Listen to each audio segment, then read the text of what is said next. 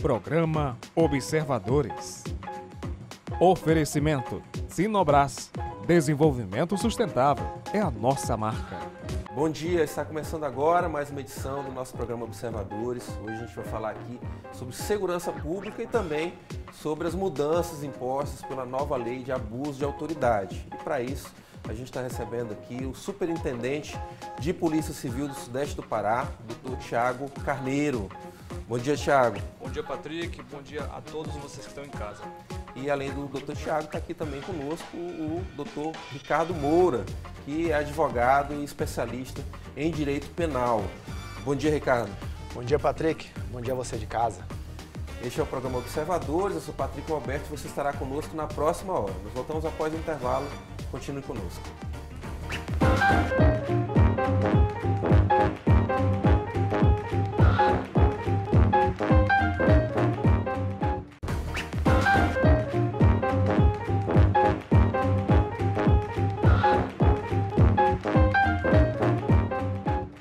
De volta com o programa Observadores, dessa manhã de domingo. Hoje a gente vai falar aqui sobre segurança pública, vamos falar aí sobre as mudanças que impõem ao trabalho dos policiais e também todo o sistema, né, de segurança pública. A recente lei de abuso de autoridade que começou a vigorar no último dia 3 de janeiro, a gente já conversou um pouquinho sobre isso no programa anterior, quando estava aqui o presidente e vice-presidente da subseção da OAB, mas hoje vamos ver na prática, né, como isso vai mudar e o que isso muda, né, no trabalho das autoridades policiais. Por isso está aqui o delegado Thiago Carneiro e também ele vai conversar conosco, também fazer um balanço, aproveitando a presença dele aqui, fazer um balanço sobre como anda a estrutura, como anda o trabalho da Polícia Civil aqui na região. E a gente convidou para nos ajudar nesse bate-papo o advogado aqui do Grupo Correio, Ricardo, doutor Ricardo, também tem ampla experiência nessa área. E vai também, até esteve esses dias aqui conversando conosco, doutor Thiago. Nós fizemos aqui uma reunião, né, da nossa equipe de jornalismo, também para nós entendermos essas mudanças. E com a ajuda do doutor Ricardo, a gente pôde se debruçar aí, né, até para nós entendermos no dia a dia, nós que estamos diariamente no trabalho de delegacia, né, cobrindo a atividade policial, para que a gente também possa colaborar com as autoridades no nosso fazer jornalístico. Eu começo dando um bom dia e agradecendo a sua presença aqui conosco. Primeiramente, bom dia, Patrick. É um enorme prazer estar novamente no seu programa. Eu lembro que um ano atrás, assim que eu cheguei em Marabá, você nos deu a boas-vindas, né, juntamente com o tenente-coronel Junizo. E graças a Deus o ano de 2019 foi um ano muito produtivo, né? Agora estamos iniciando mais esse ano, que se Deus quiser, com muito trabalho. Certo.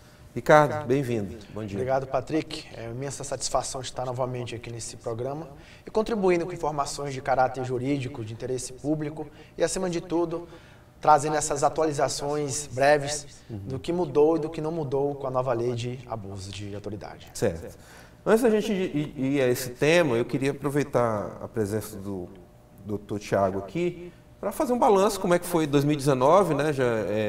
Vocês dois, apesar dessas caras de menino, né, são dois profissionais experientes. Obrigado. O senhor não está nessa função por acaso, obviamente tem também uma história dentro da polícia. E, como o senhor disse, esteve aqui quando estava iniciando esse trabalho na superintendência. Acho que agora, já passado o ano, já tem possibilidade de traçar um perfil melhor do que está sendo a superintendência e o trabalho da Polícia Civil aqui na região. Patrick, exatamente, foi um ano desafiador. A gente sabe que os índices de criminalidade de Marabá e da região é elevado, então nós viemos com o propósito de reduzir esses índices e também trazer aquela sensação de segurança. Sabemos que ainda estamos longe de alcançar esse objetivo, mas percebemos que nós estamos no caminho certo. Graças a Deus, o ano de 2019 foi um ano muito bom. A Polícia Civil, só de Marabá, né, conseguiu cumprir em torno de 230 mandados de prisão, e em toda a região da Superintendência do Sudeste do Pará foram em torno de 350, então praticamente uma prisão por dia aqui na região. Além da queda elevada do número de homicídios, que aqui em Marabá a gente conseguiu reduzir em 20%, em toda a região em 22%. Só que na 10ª RISP, né, que é a 10ª Região Integrada de Segurança Pública, nós conseguimos ter mais de 100 vidas preservadas. Então foi uma vitória muito grande. Esses números daqui da região do Sudeste contribuíram significativamente para os números de todo o estado do Pará na redução da criminalidade. Então, com certeza, nós só temos a agradecer, né, a todo o empenho da equipe policial daqui da região e vamos trabalhar. Integração também, né? Exatamente, integração, toda a operação fazer questão de estar presente para mostrar para toda a equipe que nós estamos focados com aquele objetivo. Então, esperamos que realmente em 2020 conseguimos permanecer nesse caminho e reduzir mais ainda esses índices. Certo. Eu vi que parece estar sendo discutido no Congresso Nacional, eu não sei se vocês estão tão por dentro, mas eu queria a opinião de vocês, não? Por exemplo, está sendo discutido a caracterização do guarda municipal, porque as guardas municipais eu sei que são importantes nessa questão do sistema de segurança pública, que o guarda municipal passa a ser considerado polícia. Né, polícia, não sei se a nomenclatura vai ser polícia municipal, muito possivelmente polícia municipal, né? Como é que vocês veem essa possibilidade? Eu particularmente vejo com bons olhos, porque realmente será um incremento para a segurança pública, dar um poder para esses agentes de segurança realmente inibir ainda mais a criminalidade em cada cidade. Então, se realmente for aprovado esse projeto, acredito que com certeza os índices irão reduzir ainda mais, que a gente sentirá mais a presença da força policial nas ruas. Certo. Ricardo, o que acha? Eu também coaduno da opinião do Dr. Tiago, por entender que é positivo a participação desses membros no tocante à segurança pública, porque há um certo preconceito, talvez, da sociedade, em achar que a segurança pública ficaria a cargo apenas da União ou dos estados. Mas o município também tem uma participação direta, porque muitas vezes é um auxiliar das forças de segurança pública do estado ou da União. Ou muitas vezes é quem primeiro chega a um fato criminoso, a uma circunstância delituosa. Então, desde que se aplique um treinamento devido a esses agentes municipais, nada os impossibilita de também atuar na segurança pública da sociedade de modo geral. Ser considerado polícia, que é o que está tratando esse projeto, né? Perfeitamente. Eu vi que esses dias ele teve uma vitória, esse projeto no Congresso, passou numa das comissões, se eu não me engano, do Senado. Não é isso? CCJ. Põe uma imagem bem aqui, a primeira imagem bem aqui, Denis, por favor, na tela. Pra gente, aqui é a sede, né, da superintendência, doutor. Como é que está a nossa região aqui? Quais são os municípios que estão dentro da superintendência? Hoje a superintendência regional conta com 16 municípios, uma população pelo IBGE de mais de 800 mil habitantes. 800 mil? 800 mil. É muita gente. Só que a gente sabe que a população flutuante, gira em torno de 1 milhão, uma vez graças aos projetos minerais de Paraupebas, Canaã, Curionópolis e também de Marabá. O fato de sermos uma região de fronteira, né, com dois estados, né, Tocantins e Maranhão. Então, consequentemente também, isso desemboca na criminalidade. Sabemos que aqui é rota de tráfico, inclusive já constatado situação de tráfico internacional de drogas, chegando a Marabá, e nós estamos monitorando tudo isso. Tivemos, o ano passado também, um trabalho pesado em cima de facção criminosa, nós estamos mapeando os integrantes, os líderes dessas facções aqui na região, e estamos atentos para todos. De vez em quando acontecem uns picos de homicídio, de roubo, mas a gente está inibindo de forma pontual. Um exemplo eu cito foi o caso de Paraupebas, que tivemos um serial killer, do qual efetuou 5 ou 6 homicídios, não estou lembrado agora, consumados, e 4 tentativas de homicídios em menos de uma semana. E montei uma força-tarefa, me desloquei até Paraupebas e, graças a Deus, nós conseguimos prender os 2 integrantes que estavam cometendo essa série de crimes, de homicídios. Foi agora recente, né? Exatamente. E lá, em depoimento, para minha surpresa, um dos autores falou que realmente estava eliminando desafetos de facção rival para tentar dominar território. Então, a Polícia Civil está atenta para isso e iremos combater de forma firme. Certo. Ricardo, a gente vê essas situações que estão sendo colocadas aqui pelo nosso delegado, superintendente de Polícia Civil. Você acha que também a comunidade está tendo essa sensação de que as coisas estão melhorando em relação à segurança pública? Sim. O que se observa muito nos bastidores do fórum, onde eu labuto diariamente, é que estão aumentando as audiências de custódias, que são justamente oriundas das prisões em flagrantes efetuadas pela autoridade policial. Então, tráfico de droga, roubo à mão armada, tentativas de homicídio, lesões corporais graves, a gente observa que cresceu nos últimos 12 meses em Marabá, o quantitativo dessas audiências, queriam tratar a necessidade de se manter ou não a segregação daqueles que foram presos por uma autoridade policial. Então o juiz ia dizer, você merece ficar solto ou sua prisão em flagrante será convertida em prisão preventiva, que não há prazo. Então a gente observa e dá sim essa sensação de que a polícia está nas ruas e os fóruns, os juízes, os assessores auxiliares do sistema judiciário estão trabalhando mais por conta disso. Tá aí, muito bom. Mais uma aqui, por favor, Denis. Vamos passar para a próxima. Aqui é uma reunião sua, né, com membros da sua equipe e também estou vendo aqui juízes de direito. Como é que está essa integração aí entre as forças e principalmente também com o Ministério Público e Judiciário? Assim que eu cheguei em Marabá, eu constatei que Marabá já estava assim, um pouco semelhante a Belém. Uma separação entre as instituições, cada um no seu canto. Então, assim, juntamente com os demais colegas, nós tentamos uma aproximação maior, porque a gente sabe que a segurança pública também atinge, responsabilidade tanto do Poder Judiciário como do Ministério Público. Então, esse ano, nós tivemos algumas reuniões pontuais. Essa da foto foi uma situação da Comissão Provisória de Execução de Diligências, que é a famosa CEPEDS, que tem o objetivo de dar andamento naqueles inquéritos que vêm para novas diligências. Eu cheguei aqui em Marabá, eu encontrei com um passivo em torno de mais de 2.000 inquéritos parados que retornaram para novas diligências aqui em Marabá, inclusive procedimentos de 1995. Então, nós montamos uma força-tarefa, convidamos o Poder Judiciário e o Ministério Público para participar dessa reunião e eles apoiaram prontamente e nos ajudaram a dar uma certa vazão. Então, em apenas 3 meses, conseguimos eliminar em torno de 700 procedimentos, né? A maioria deles estavam prescritos. Percebemos percebemos situação de homicídios, roubos que deviam repercussão na cidade, estavam lá engavetados. Então, nós estamos dando continuidade nessas investigações, inclusive já conseguimos identificar autores e até prender, né, esses indivíduos que estavam sendo investigados nesses inquéritos que voltaram para a nova diligência. Mas o ano de 2020 vai continuar, trabalharemos para ter essa aproximação ainda mais, né, tanto do Poder Judiciário... Porque já deu certo no primeiro ano de trabalho de vocês. Exatamente. Então vamos lá, então vamos ao nosso assunto mesmo, do pra valer aqui, que é a questão dessa chamada lei de abuso de autoridade. Antes de pedir para o doutor Tiago falar internamente o que está mudando no trabalho da polícia, eu vou pedir para o Ricardo nos auxiliar explicando para o pessoal de casa o que é essa lei, por que ela foi criada e o que na visão dele, isso impacta no trabalho da polícia. Pois não. Vamos lá, Patrick.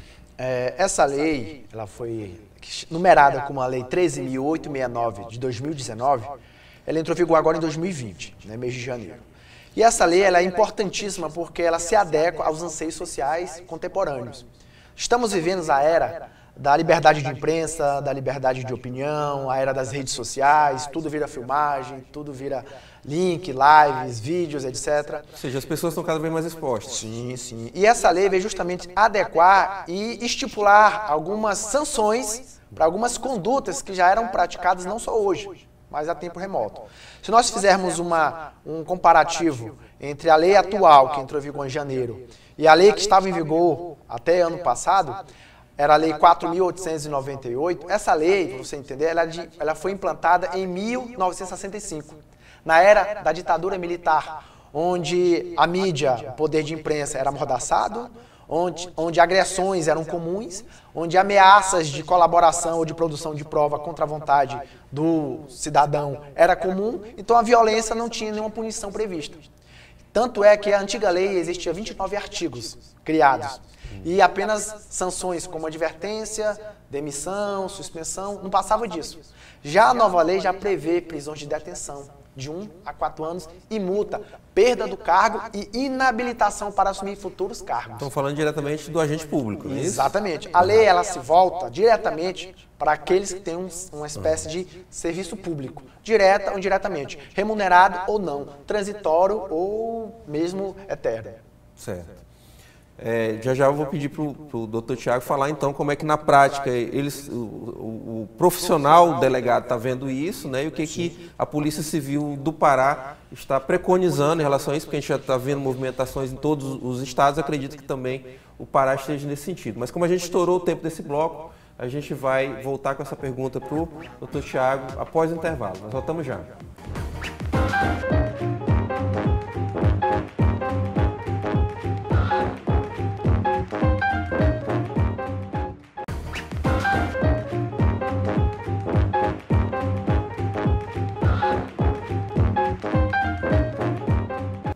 De volta com o programa Observadores dessa manhã de domingo.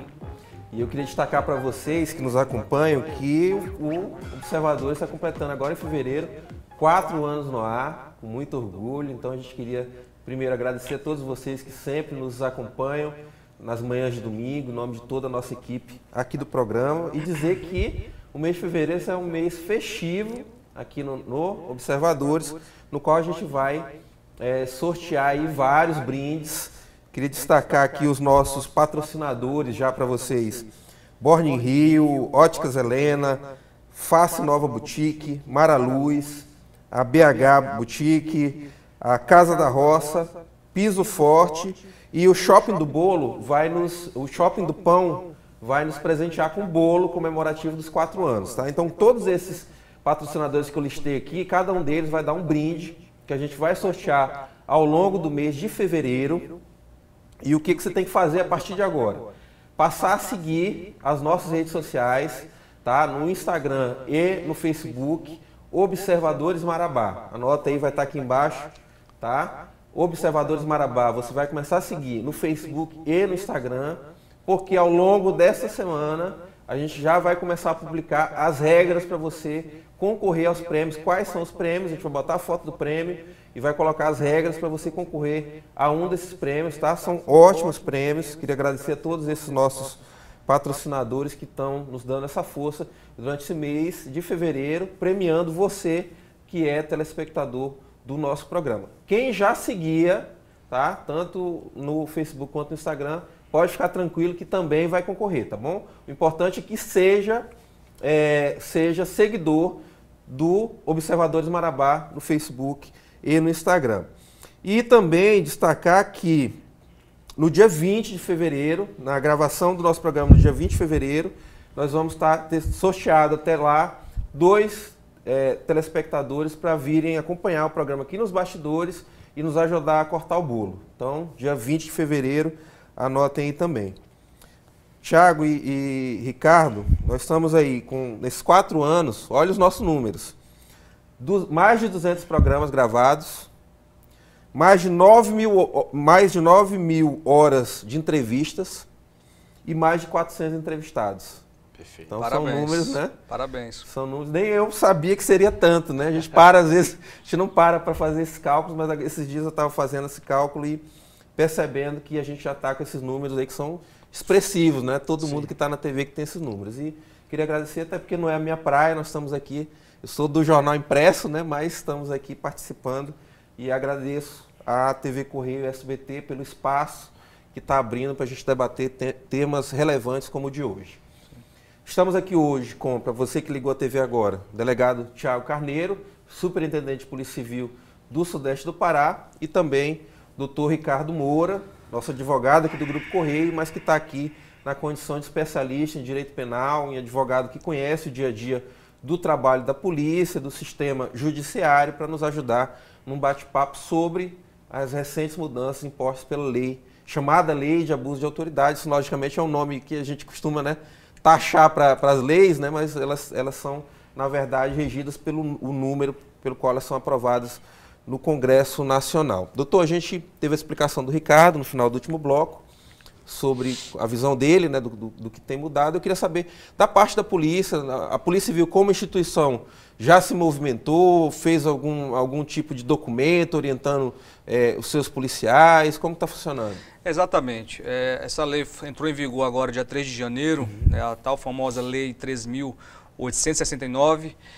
e já dei algumas lidas em alguns artigos. A Polícia Civil do Pará, inclusive, irá publicar um manual de conduta a partir dessa próxima semana, né, até para orientar os seus policiais. Maravilha. Iremos fazer uma palestra também, no final do mês de janeiro também, com todos os policiais da 10ª RISP também, para debater né, a mencionada lei. Além da... Aí já é uma iniciativa sua, como, Exatamente. como liderança aqui da regional. Além da Polícia Civil, também a Polícia Militar e a Guarda Municipal irão receber palestras proferidas pela Polícia Civil, né, no intuito de debater essa nova lei. Uhum.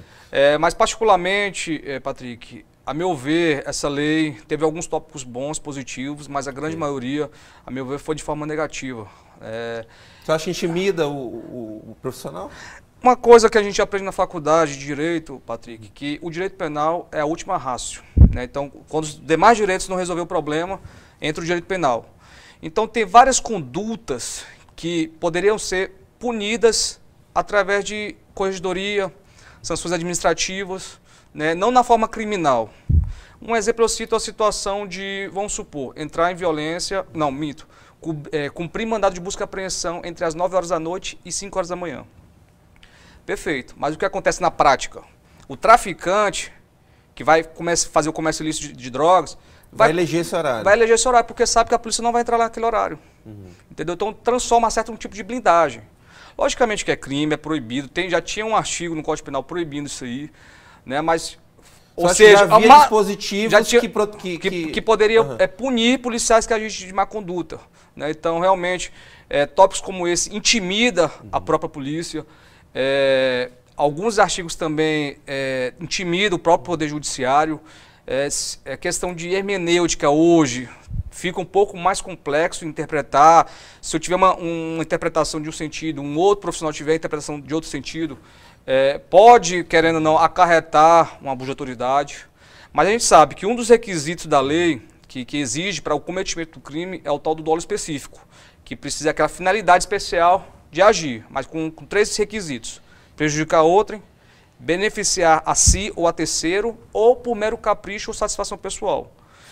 Então, mas na prática, às vezes, até para comprovar isso aí, pode ter muito perigo em situação de interpretação jurídica. Então, realmente, a meu ver, vários artigos aí não foram colocados de forma realmente assim correta, meu ponto de vista particular, mas com certeza a Polícia Civil irá se adequar, né? Iremos saber desse manual da Polícia Civil a partir dessa semana e iremos adotar o que a lei prega. Eu queria até destacar isso aí, né? Porque a gente viu que outros estados já tomaram essa providência, então saber que a própria Polícia Civil já vai emitir um manual para o seu profissional, eu acho que é importante. Eu queria saber do senhor também se os profissionais nossos aqui, delegados, investigadores, já têm lhe provocado nesse sentido também. Estão assustados, estão preocupados no dia a dia? Inclusive eu já fui indagado por alguns colegas, principalmente naquela situação que envolve diretamente a imprensa, que é a divulgação de fotos de presos, né, que o artigo 13 fala que a gente expor, mas com violência ou grave ameaça ou redução da capacidade de resistência. Expor pessoa presa. Logicamente, já eliminamos qualquer tipo de situação como essa, mas com certeza vai prejudicar na identificação de outras vítimas, né, que aquele criminoso cometeu. Então, como o doutor Ricardo falou, o sujeito ativo é somente agente público e nada afetou na questão da liberdade de imprensa. A imprensa pode ter acesso às informações, mas tem que correr atrás de outras fontes agora. Eu lhe digo o seguinte, em relação pensando sobre os nossos profissionais, né? Eu fico preocupado se o delegado, eventualmente, não vai ficar com medo até de dar entrevista. E isso aqui é uma preocupação nossa, porque nós já estamos, como eu lhe falei, né, até com a ajuda do doutor Ricardo, estamos nos preparando no sentido também de não causar nenhuma situação que possa botar em saia justa o delegado ou o investigador. Mas a gente fica com medo também de que a partir de agora eles tenham medo até de dar entrevista. Outro ponto também que é bastante discutível, artigo 38 da nova lei de abuso de autoridade, fala em questão de divulgação de nome de pessoas que estão sendo investigadas sem a formalização de culpa. O que acontece? Já há vários entendimentos. Quanto que a gente pode divulgar o nome de uma pessoa? No momento da denúncia, no momento de indiciamento, no modo de prisão em flagrante, no cumprimento do mandado de prisão?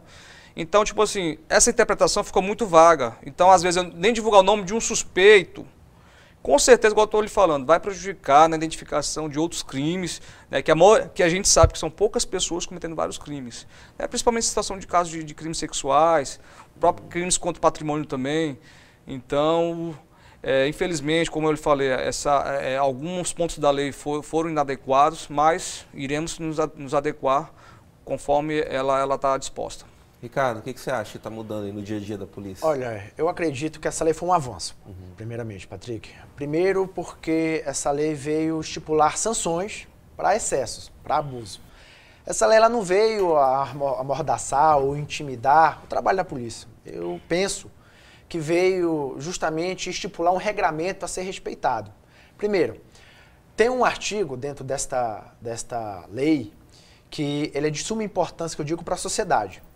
O artigo 38, como bem elencou o Dr. Tiago, superintendente, ele diz quando você antecipar a responsabilização ou a responsabilidade de um preso ou de um investigado sobre um suposto crime antes de formalização da acusação. Porque acontece em muitos casos, isso não é no Marabá, isso é no Brasil afora, a polícia investiga, taxa aquele cidadão como responsável pelo delito. Do meio para o fim da investigação já houve casos em que descobriu-se que ele não era, mas foi taxado o nome dele nas redes sociais. E aí ficou aquele dilema.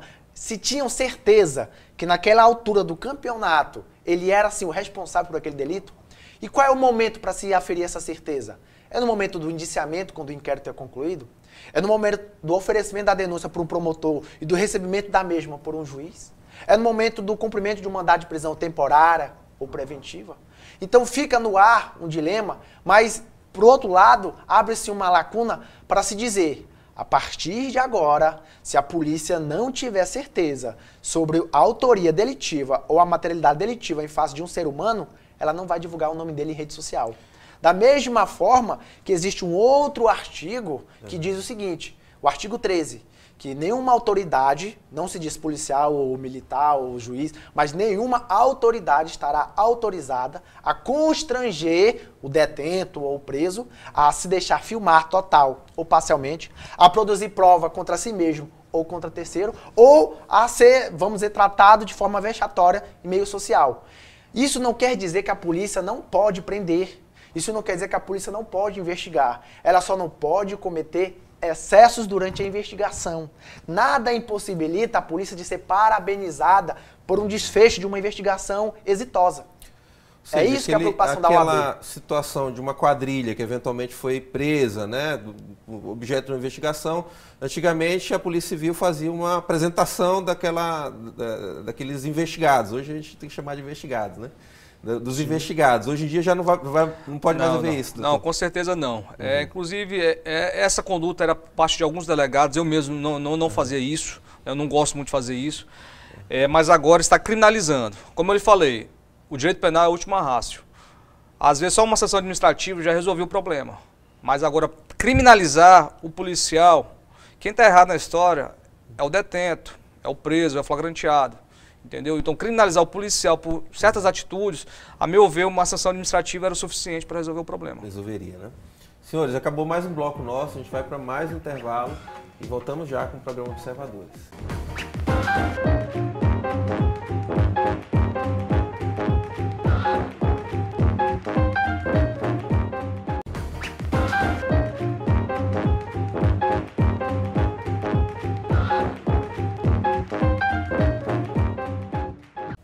De volta com o programa Observadores dessa manhã de domingo, destacando para vocês que estamos comemorando aí 4 anos do programa Observadores, agora no mês de fevereiro.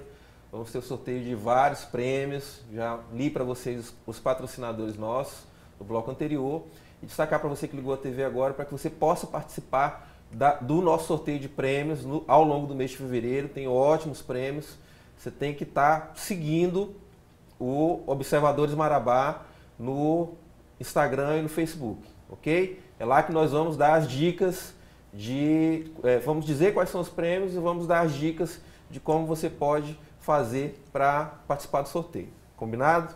Hoje a gente está conversando aqui um ótimo bate-papo, o bloco anterior foi muito bom, falando aqui com o Superintendente de Polícia Civil do Sudeste do Pará, delegado Tiago Carneiro, também com Ricardo Moura, advogado, membro da OAB aqui de Marabá. Coloca aquela imagem deles aqui na tela, por favor. Tem alguns, tentaram vetar aqui esses itens e depois até o presidente da República rejeitou esses vetos, né?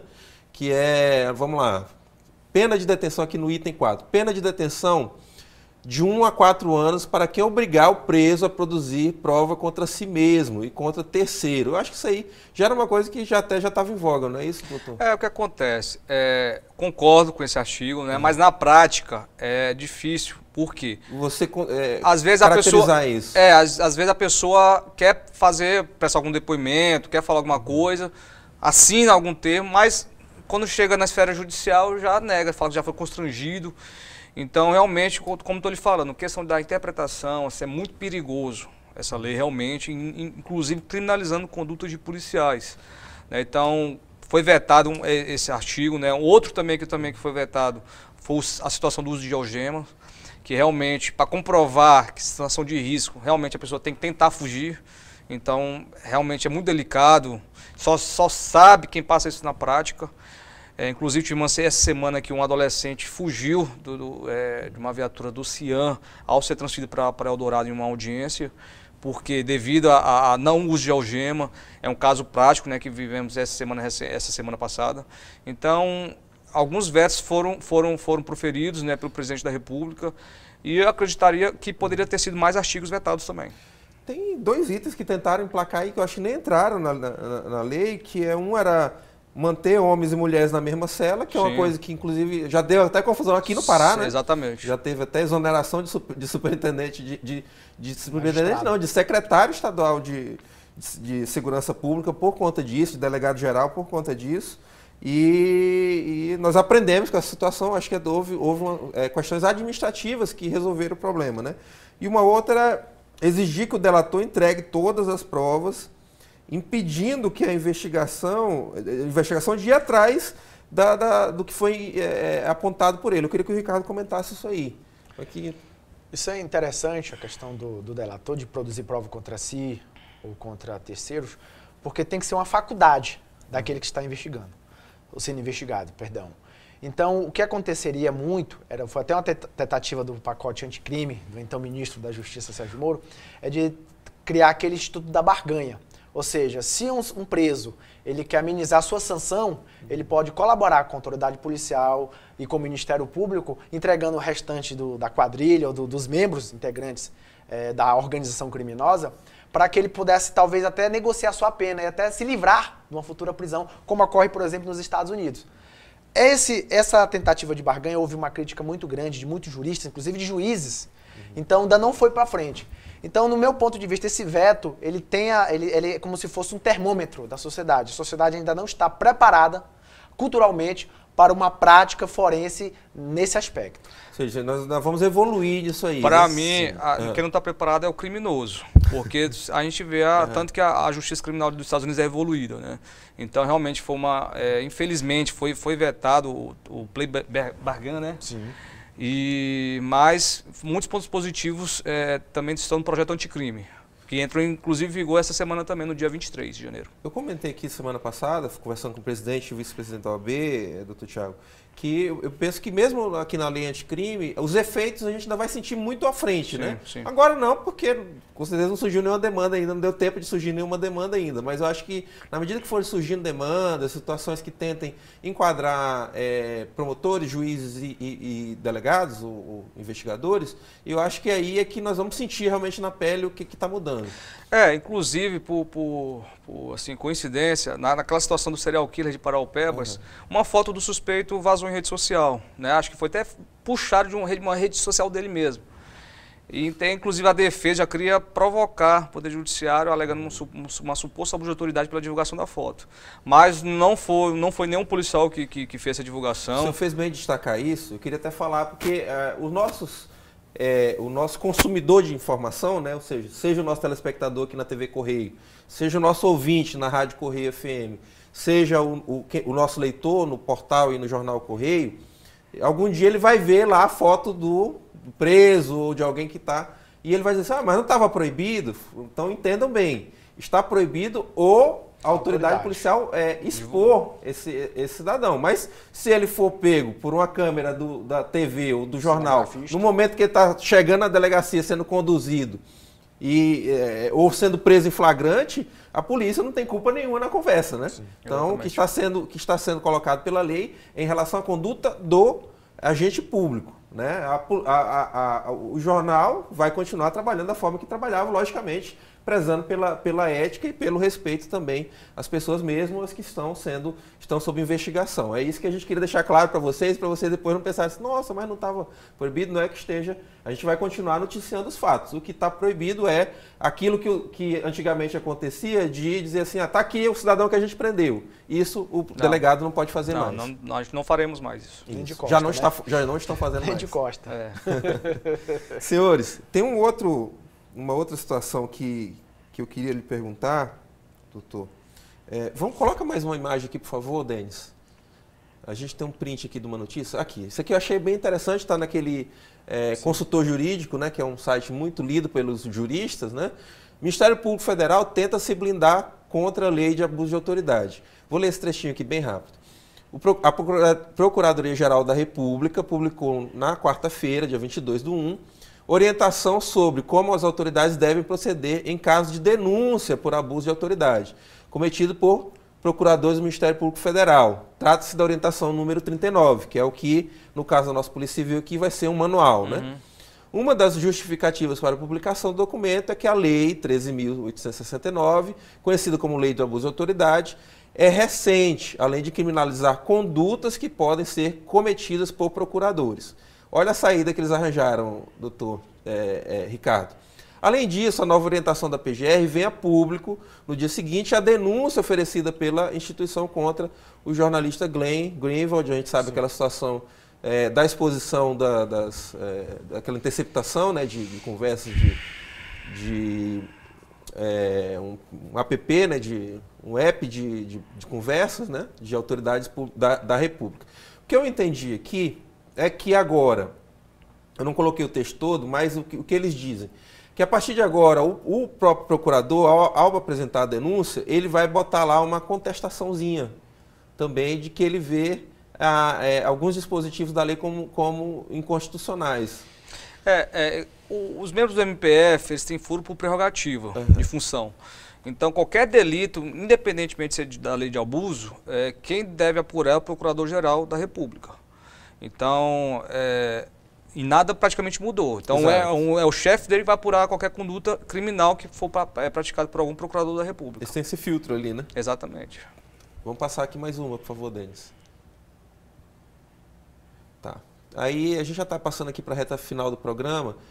Aqui é o complexo nosso, uma foto já um pouco antiga, tá? Já não está desse jeito, mas apenas ilustrativamente.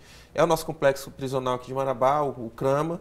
A gente teve recentes situações como rebelião e situações que a Polícia Civil teve que se envolver. Como é que está hoje a situação do CRAMA? Eu queria que você falasse até para a comunidade ficar tranquila, né, sobre as providências que foram tomadas desde lá para cá. A gente sabe que uma série de situações foram colocadas. Queria dizer sobre, a gente se preocupa muito com a questão de fake news, né? Então, no dia dessa última rebelião, houve uma série de informações desencontradas, muita gente falando em fuga em massa, que a gente sabe que, na medida que você fala em fuga em massa, é uma coisa que deixa a população apreensiva, causa uma possibilidade de um caos na cidade é muito grande e a gente evita. Saibam que nós aqui, Grupo Correio de Comunicação, não falo pelos outros, mas falando por nós aqui, a gente sempre procura evitar esse tipo de termo, evitar estar alardeando esse tipo de coisa, sem que a gente tenha total certeza do que está acontecendo. Foi o que houve nesse dia. Tanto que a nossa primeira notícia sobre o assunto, a rebelião já vinha desde das 6 da manhã, a nossa primeira notícia oficial sobre o assunto foi às 11 horas, depois que a gente teve certeza do que realmente estava acontecendo. Exatamente, eu participei diretamente dessa situação. Foi uma tentativa de fuga frustrada, no qual 5 detentos tentaram fugir, mas não conseguiram. E devido a esses 5, mais pessoas tentaram pegar essa barca andando. Mas graças ao apoio rápido da Polícia Militar e dos agentes prisionais, conseguiram evitar. E após essa tentativa frustrada, criou-se um montim, né, no qual os presos fizeram refém a 3 agentes prisionais. Mas através de grande negociação e principalmente encabeçada pela Polícia Militar, a gente conseguiu retirar esses agentes prisionais com vida e sem ferimentos. E a Polícia Civil fez uma investigação lá no dia também, conseguimos inclusive prender 2 pessoas que estavam na área externa tentando dar o apoio na fuga. Inclusive foi apreendida uma pistola calibre 380. Além dessa pistola, a gente sabia que tinha armamento até fuzil para dar o apoio. É o que foi relatado exatamente. pela equipe interna, né? E no momento da tentativa da fuga, houve troca de tiros com a Polícia Militar. A Polícia Militar, inclusive, teve alguns tiros que passaram perto de alguns policiais. Mas, graças a Deus, conseguimos resolver, conter essa rebelião de forma menos danosa possível. E não houve óbito nesse dia. Não houve óbito. Se comemorar também. E graças a isso também veio a intervenção estadual. Hoje, tanto o CRAMA, que recebe os presos condenados aqui da região, e o CTM, que é dos presos provisórios, estão sob intervenção estadual e tentando impor uma disciplina no presídio. Aliás, essa disciplina até faz parte do procedimento, né? Sim. A gente recebeu aqui esses dias muitos telefonemas de familiares preocupados, se tem preso apanhando, se estão acontecendo tais coisas, por que não estão podendo visitar, porque após uma situação dessa, né, de motim, de tentativa de fuga, existe um protocolo a ser seguido, e é esse protocolo que inibe uma série de coisas, entre elas o período de visitação, acho que por 30 dias ou 40 dias, alguma coisa assim. Aí já a área administrativa, né? Inclusive hoje o atual governador Helder Barbalho separou a situação dos presídios, a SUSIP, criou uma secretaria específica para ela, que é a Secretaria Especial de Administração Penitenciária. Então, com certeza, com certeza acho que vão ter mais estrutura. Inclusive, graças às intervenções, já estão surgindo informações de ataques a policiais por causa dessa intervenção. Mas eu sempre falo, o Estado é sempre mais forte. É isso. Senhores, nosso tempo estourou, acabou, ainda tinha aqui uma série de perguntas para a gente fazer, mas infelizmente terminou. Ricardo, obrigado pela tua presença. Um último... Agradeço, Patrick, agradeço a você de casa e quero aqui dizer que estou muito feliz por esse convite de estar aqui presente, tecendo alguns comentários sobre essa lei de abuso de autoridade. E eu digo que essa lei ela veio para se adequar aos anseios sociais. Alguns vão enaltecê-las, outros irão criticá-las, mas nenhuma lei vai agradar 100% o ser humano. Então é importante que se diga que a classe dos advogados, a classe da sociedade e de muitas autoridades estão muito satisfeitas com o implemento dessa lei, e só o tempo vai dizer se essa lei ela vai ter um caráter ressocializador, se ela vai ter um caráter intimidador de abusos e excessos, ou se ela, quem sabe, vai atrapalhar o trabalho das autoridades públicas. Eu creio que não. Muito obrigado. Certo. Ricardo, que a gente vai convidar esse ano de novo, mas próximo da eleição, ele também é especialista na área eleitoral, vai estar conosco aqui em várias oportunidades, a gente conversando aqui sobre as eleições, as mudanças nas eleições de 2020. Doutor Thiago, muito obrigado, parabéns pelo trabalho que tem feito à frente da superintendência. O senhor tem um perfil, a gente não lhe vê aparecendo tanto, dando tanta entrevista, e eu sempre que eu vejo que alguém que não, uma autoridade que não gosta de aparecer muito, é sinal que está trabalhando bastante. Eu sempre tiro por esse lado. E eu sei que no seu caso é isso. Então, parabéns pelo trabalho que tem feito à frente da superintendência e, através do senhor, eu queria mandar um abraço a todos os profissionais que fazem parte da Polícia Civil do Estado do Pará. Eu que agradeço novamente pelo convite. Também quero parabenizar o programa pelos 4 anos. Obrigado. E como o doutor Ricardo falou, e você, só o tempo dirá, né, como será o resultado dessa nova lei de abuso de autoridade. Mas iremos, com certeza, nos adequar, iremos recepcioná-la com total carinho e a população vai sentir com o tempo, né, o efeito dela. Certo. Obrigado aos dois, obrigado a vocês que estão nos acompanhando em casa. Lembre-se de seguir o Observadores Marabá no Instagram e no Facebook já. Quem não segue ainda, começa agora, nesse momento, para vocês começarem a participar dos nossos sorteios dos 4 anos do programa. Um ótimo domingo a todos, até semana que vem, aqui no SBT.